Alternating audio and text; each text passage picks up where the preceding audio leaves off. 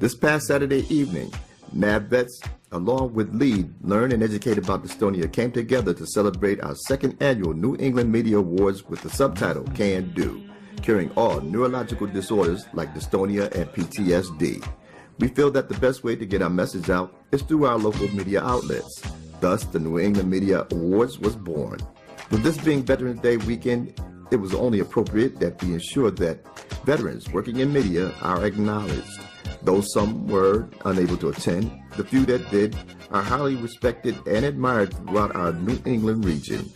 And those who may not have been veterans were certainly well deserved of being recognized for what they do responsibly on air and in our community.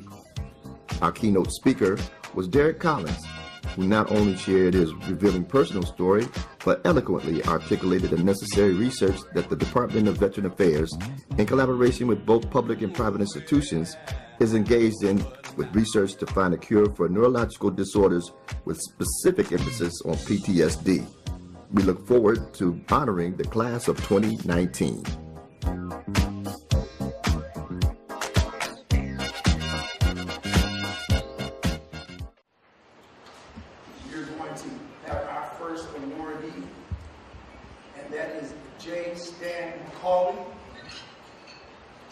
And as it reads here, J. Stan McCauley is a candidate for mayor of the city of Hartford, Connecticut, and is a knowledgeable observer and translator of municipal government, having videotaped hundreds of mayoral, council, and school board developments for almost 3 decades. As a documentarian and interviewer of every Hartford mayor since George Addison, that Spearman, Mike Milner, Kerry Saxon, Perry, Mike Peters, Ed Perez, Pedro Segarra, and Luke Roman, Stan has been part of fine-grained community advocacy in all 17 Hartford neighborhoods and a grassroots awareness few can rival. He rose through the ranks of Hartford Community Television and then Hartford Public Access TV, from administration assistant to board selected executive director and CEO. Stan grew from his 1980s work as a Pratt & Whitney jet engine mechanic and full-time minister of the gospel. We would like to right now invite Mr. Stan J. McCauley to come right now that he may be presented with this award. Stan J. McCauley, let's give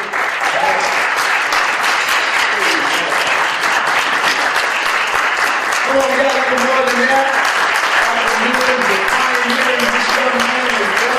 I thank you for the opportunity to come before you and receive this award. Earlier today, I announced that I was running for mayor of the city of Hartford, so I'm an official candidate for the city of Hartford's mayor. Now, this is it, because I've run twice. Both times I lost, but this time, it's going to be the time. All right.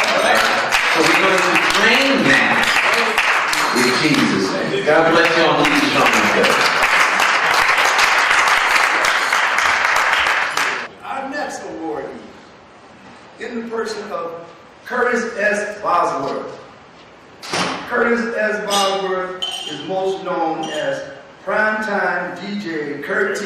A massive listening audience. Go ahead, get that hand. But the role he fills are huge. He joined the U.S. Army in 1977. While stationed at Fort Carson, Colorado in 1979, he was involved in armored personnel carrier incident which left him paraplegic. However, prime time did not allow his injury to prevent him from making a difference in the lives of others as a youth basketball and baseball coach for the Dunbar community. He's a mentor to countless youth in the city of Springfield and former president of the director unit of Melhar Shrine. So let's hear it for prime time right now.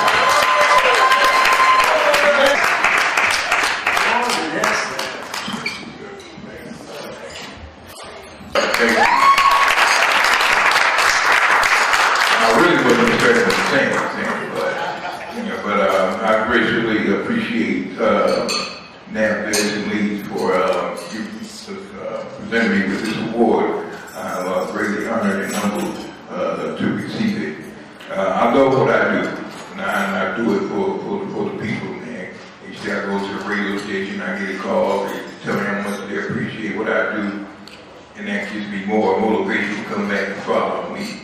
I've been doing it, I don't know, probably 20 plus years now. Hopefully God keep me around to do it 20 plus more. So I thank you for this award, and enjoy the rest of your evening.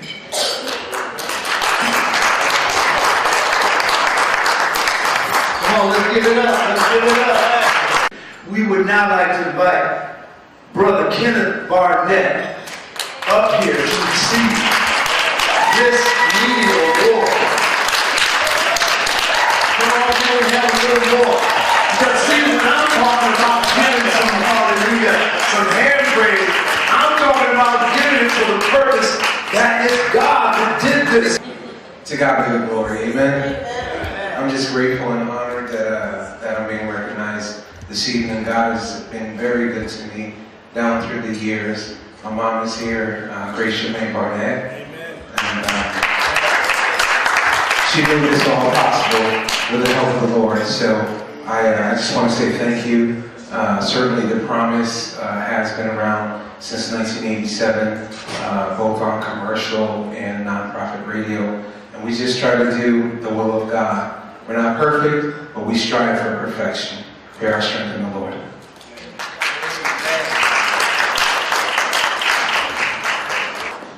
Well, our next awardee, once again, one for my life has been there all along. It's been an inspiration and, an encouragement to me and to so many others. And I'm just going to read his story here. And it's none other than Mr. Samuel R. Bass. In 1987, he started to publish an ethnic-oriented publication entitled The Bottom Line for 12 consecutive years. He wrote many of the articles and procured most of the advertising. Well, without any ado, we're just going to invite Mr. Samuel R. Bass to come and receive this well-deserved media award. Once again, another expression of how God works through men. First of all, I'd like to thank NAVVETS, St. Bradley, my cousin Tony, and all that are involved in choosing me to receive this award. Very, very quickly, and I'll tell you why I said very quickly. First of all, Stan McCauley, I think that I have some shows I did with Stan in Connecticut. Years ago, and I'm sitting around, I'm just looking at everybody thinking that I haven't had the time to go back and even enjoy and look at the things that we have collected, that I have done from print. We started the paper, radio and television. I said one day I'm going to be able to sit down and go look at some of the work that we have done. But I had a nerve to say, I think 3 weeks ago, I was on to do my television program, and I said that I was in a season, we have season in life, it is in the book of Ecclesiastes, it It talks about in life there are different seasons we go through. And I, believe it or not, said I'm in the season of not talking. I remember when I first started the bottom line, it was started in writing the bottom line. I told my mother and father, I said, I'm going to do something about what I hear that's not true in the media. And I grew up watching Tarzan and all of the shows they put on TV. And the key to this is that when, from a cultural perspective, when I would see the different images of what was beautiful, and I realized that I thought my mother was the most beautiful person I've ever seen in my life, dark-skinned black woman. That was part of my journey to say, I'm going to go and start the bottom line to tell our story. In conclusion to that is that my mother and father, now I understand what they meant. I thank God that I'm standing here today, still standing. But when I said that I was going to start a newspaper and write our story, I never forget the look on my mother and father's face. They were petrified. I didn't understand. I did not understand that. But now I'm still standing, and I want to thank you all, because I believe the best is yet to come. Thank you for the award. I really appreciate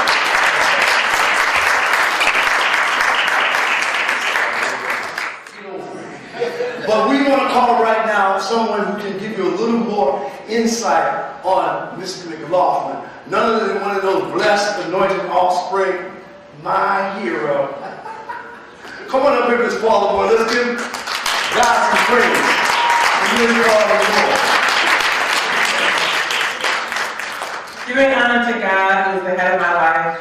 And I guess I'm going to reveal it to you. I went back to my maiden name, which is Paula Starnes, and I'm glad of that. I feel liberated. Let me get back to where honor needs to be held. I have to say I'm so honored and blessed to be in a room full of men who stood up for your people, your daughters, your sons. We are here because of you. Now, my father wasn't able to be here tonight, but I have to say that he is my hero.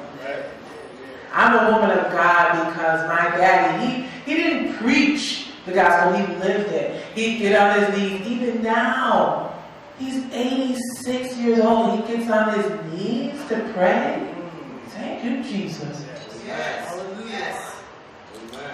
So I understand that men are so private. Like just some men in this room, they don't tend to speak the gospel, but I appreciate those of you who live the gospel, and my God does that.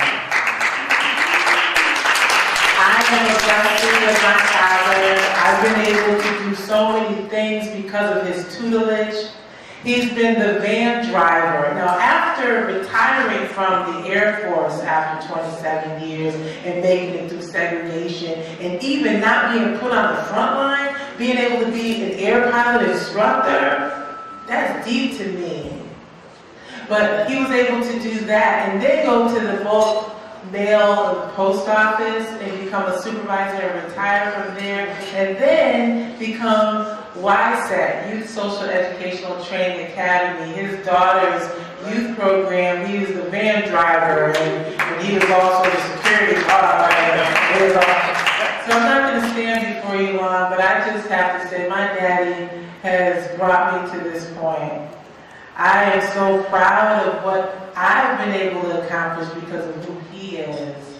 So if we can continue to be examples for our young people, they can reach the sky. So I want to thank you for honoring my dad. I want to especially thank Tony Bass because he's just been a ride or die for so many years. But I'm thankful, I'm humbled, and honored. God bless all of you.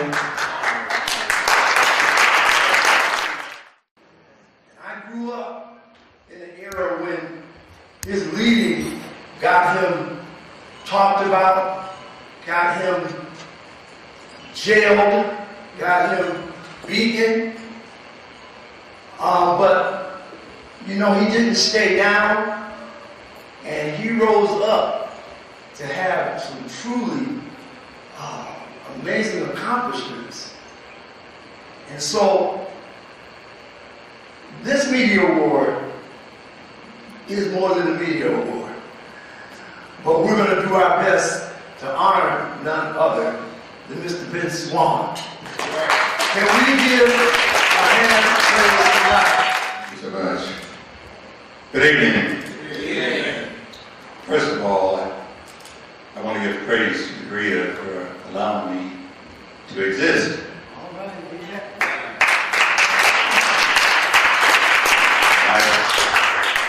I want to pay homage to the commander of Springfield chapter of NAMVETS, Mr. Tony Bennett.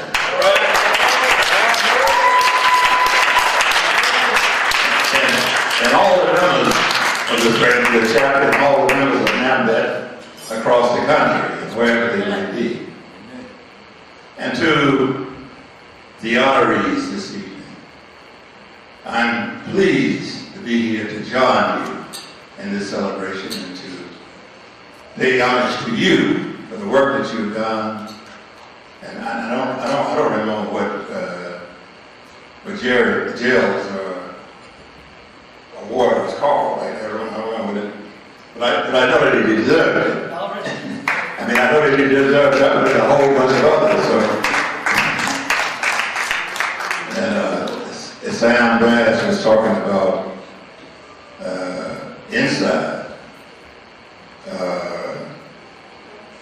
Back about 31 years ago, I started a program called Like Love Experience. To do basically what he talked about. Because there's a side, there's an experience that hasn't been explained enough. And we need to do it more for our children and their children. And I talk about it as love because it has been love that has affected the survival of other people.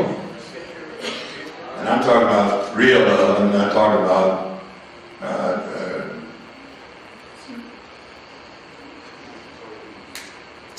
I'm not talking about the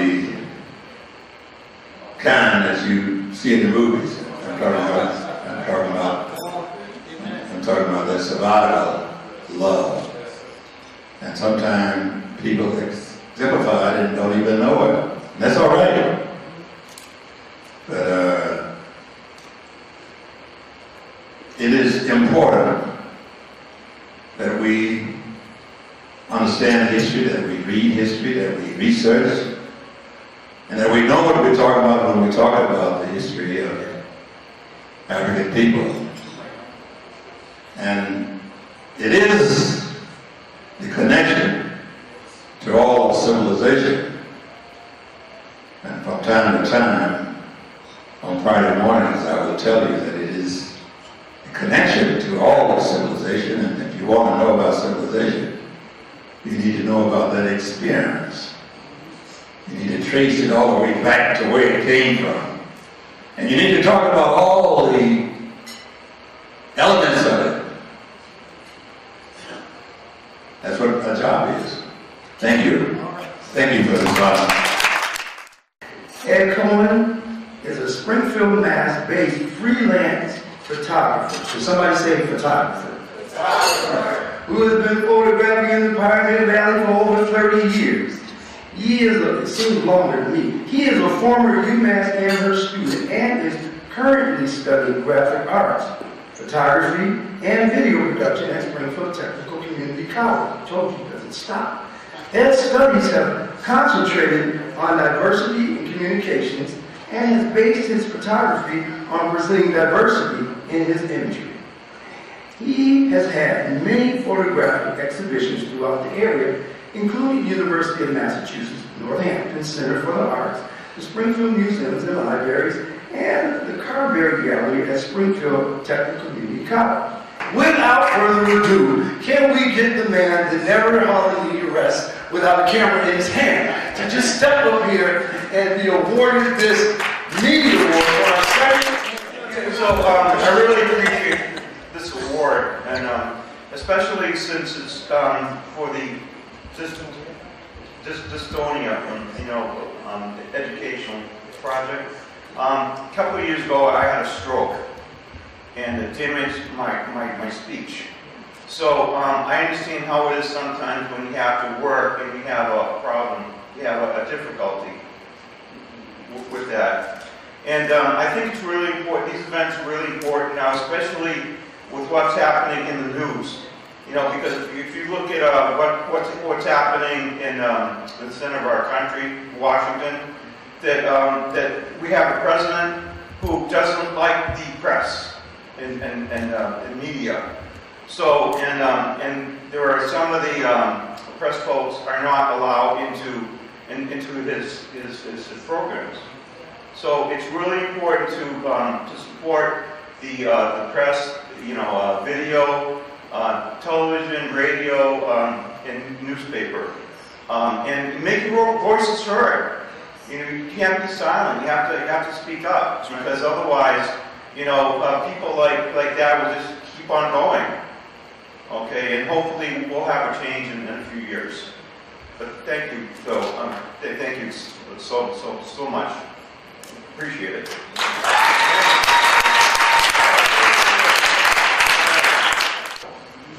So, although Mrs. Lovett is gone, there's still like-minded people still actively working to inform and impart knowledge to the residents of Springfield and beyond. Luana Hood is one of those people. She's the executive director of the Pan-African American Museum, PALUSA, and she's been bringing African and African American culture and history alive for area students as well as the general public in the museum spaces at Tower Square. That's Miss Luana Hood, y'all. Let's give her a hand. Thank you.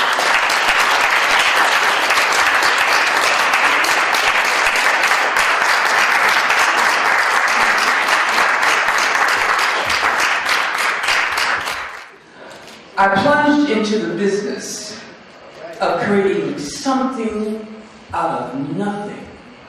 And though I had but a penny left, I considered cash my smallest resource. I have faith in a living God, faith in myself, and a desire to serve. Man in the cloud within. Frederick Douglass said, God and one is the majority. I want to give thanks to God this evening to those who He placed me on their hearts, Tony and Sam, to receive this award, to Miss Joyce, because Miss Lovings, Dr. Lovings, was the first civil rights lady of Springfield. And to be in the category with Jay Griffin, I'm like, oh my God. And when they told me that I was getting the award, I said, what? A Pillar Award? Me? What? But I'd like to say this. There's an Arabic word that is called Nazir. It means forerunners. See, now if you're going to talk about pillars, you got to talk about Sam Bass, because I am not the first museum. Sam Bass is. To understand a forerunner is tough. A forerunner is a warrior. The forerunners get in here and fight for those that are coming after. Because if they don't knock down the walls, if they don't cross over the river, you can't do it. If you're going to talk about pillars, then you got to talk about Representative Swan, who fought for my civil rights. I can't do nothing if he didn't do it. If you're going to talk about pillars, you got to talk about Rosemary Woods, who's been flying all over the country, opening doors so black artists can have a voice to speak. If you're going to talk about pillars, you're going to talk about Jay Griffin, who continually worked even though he took ill. I'm standing here because of those that went before me. doors, got pushed around, got talked about, so I could walk in. So I could do or attempt to do what God wanted me to do. Because God knows I'm sitting here because God put me here. Ain't because I wanted to at all. You want to talk about pillars? You want to talk about my grandmother, Dr. Louise Sprinkle, who opened up doors for women in the doctor and wouldn't take down for no man. She's only 5 feet tall. But get in her way. If God told her to do something, it was going to get done. So, I am grateful and privileged to have this award because, like I said, Miss Loving had said to me, she came out of my booth and said, "You got your African American flag?" I said, "Not yet, Miss Loving." "Well, I'm going to get it for you, you understand?" I said, "Yes, ma'am." Because again, as I said before, it's important that these young people understand, if those that go before you don't do it, it wasn't going to get done. Because we didn't get to this space to come in here and just sit down and even talk if they hadn't done it. Because if you go back to the history, you couldn't even come in. They had to take the rebuke. They had to take the scorn. In order for me just to stand here. I am grateful for each and every one of them that has gone before me, that I can have an opportunity to stand. Pray for me.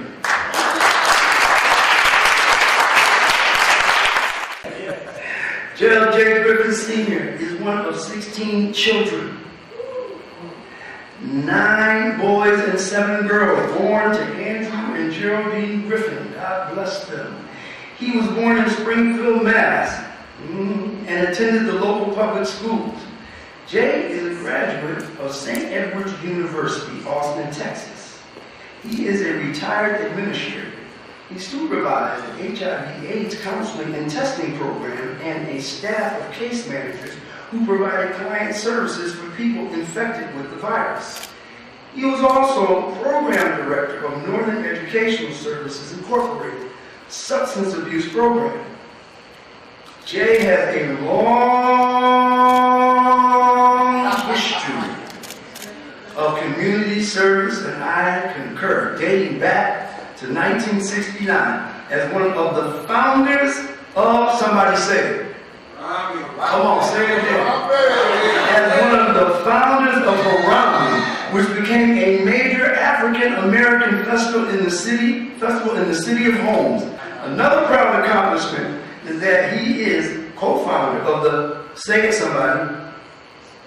Come on, say it again. Of the Stone Soul Festival, and has served as program chairman since its beginning 30 years ago. Jay is a board member of the Old Hill Neighborhood Council, and thankful that he is an appropriate place to end when all we see is God on display through this man. Come on, let's give God.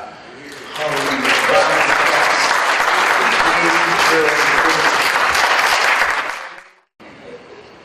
I'm going to be very quick. With all of the recipients of awards tonight, please stand.